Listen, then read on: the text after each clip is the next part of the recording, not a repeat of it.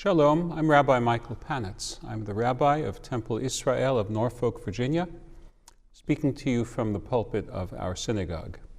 At this time, my talk is on the subject, not perfect, but still precious.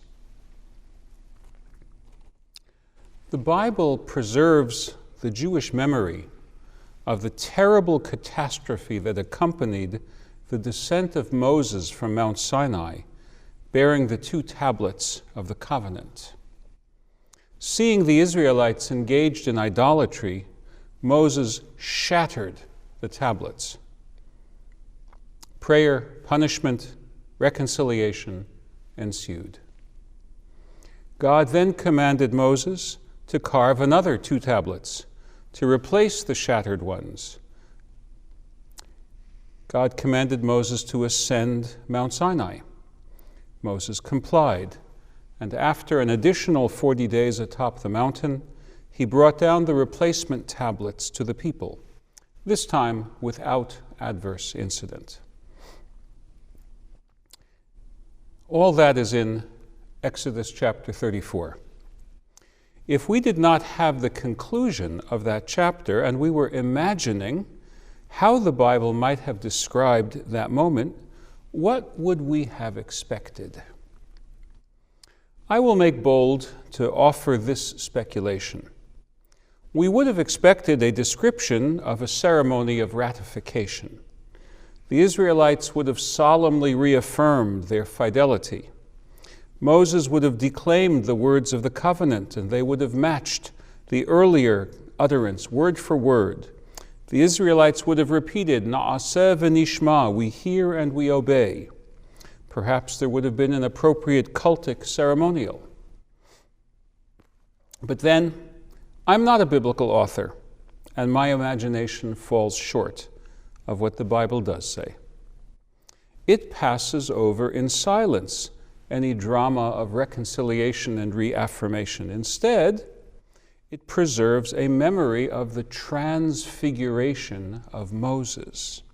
Quote, it happened when Moses came down from Mount Sinai with the two tablets of the covenant in Moses' hand, when he came down from the mountain, that Moses did not know that the skin of his face had glowed when he spoke with God.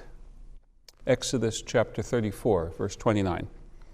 For the rest of the chapter, the biblical focus is on how Moses and the people Israel dealt with the extraordinary glow emanating from his skin. As they could not bear the proximity to God's glory during the Decalogue, so too they could not bear to look upon Moses now. He accommodated their limitations by donning a veil. For the rest of their relationship, Moses remained veiled in their presence, only taking off the veil when he was speaking God's words to the Israelites or when he was alone in the tabernacle speaking with God. Exodus chapter 34, verses 30 through 35.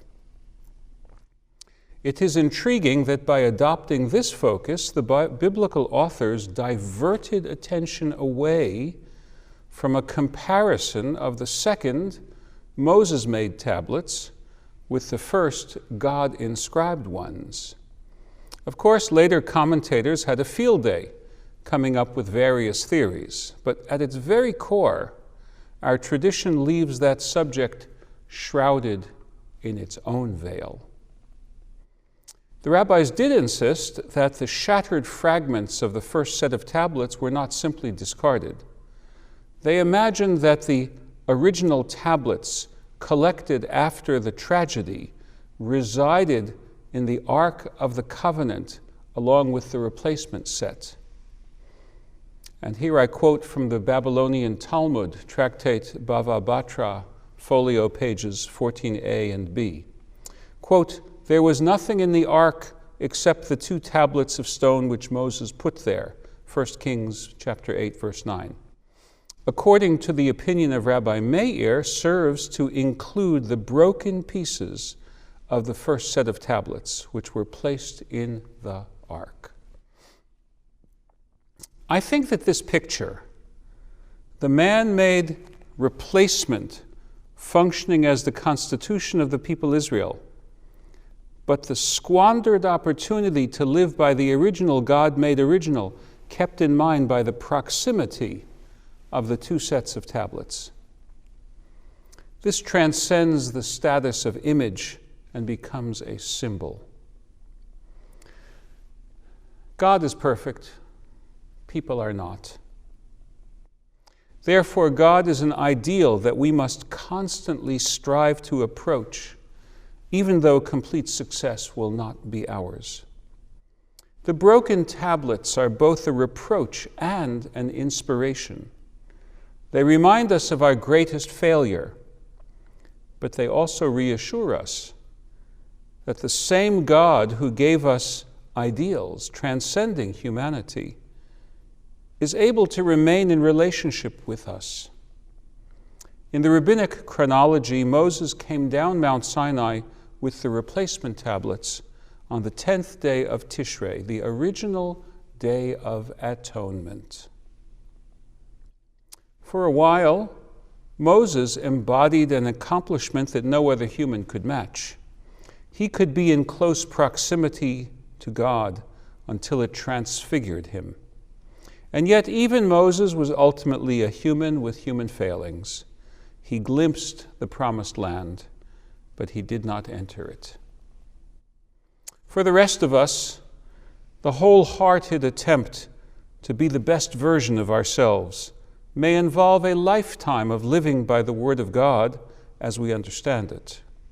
And yet, the shattered fragments of the tablets serve as a reminder that even our best understanding may only be partial, and that instead of being smug with the certainty that we have comprehended God's upward tug on our human nature, we should do our best and still keep open the possibility that we are following the human and therefore imperfect transcription of the original Decalogue, and that there is better still.